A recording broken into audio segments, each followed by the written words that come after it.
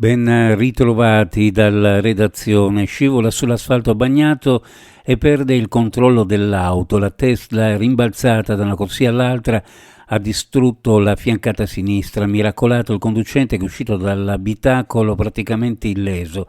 L'incidente è avvenuto ieri sera nella galleria naturale sulla strada costiera triestina.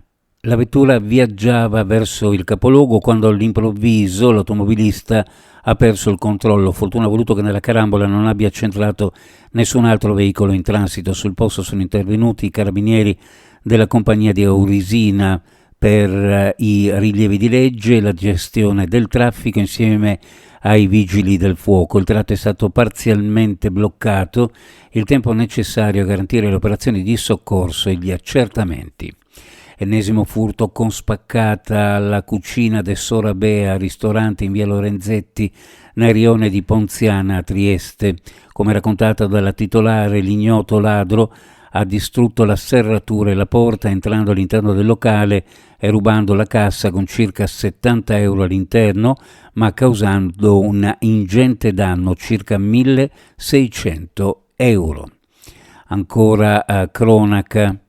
I carabinieri del nucleo operativo e radiomobile della compagnia di Latisana, Udine e delle stazioni di Lignano Sabbiadoro e Palazzolo dello Stella hanno arrestato in flagranza di reato 2 cittadini stranieri di 21 e 24 anni ritenuti responsabili di 6 furti avvenuti nella notte del 13 aprile. I 2 indagati hanno preso d'assalto 2 tabaccherie a Muzzana del Turniano e nella frazione Piancada di Palazzolo dello Stella e una farmacia a Palazzolo dello Stella. In tutti gli episodi 2 giovani, per accedere all'interno dei locali per perpetrare i furti, si sono aperti un varco nelle vetrate esterne utilizzando come ariete i tombini pubblici della zona. Per spostarsi da un luogo all'altro per commettere i reati, i 2 hanno rubato in sequenza 3 veicoli.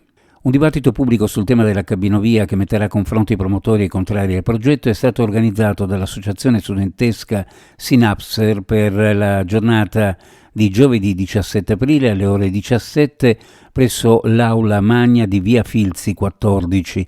Parteciperanno al dibattito l'assessore comunale con delega al Porto Vecchio Everest Bertoli e il dirigente comunale Giulio Bernetti.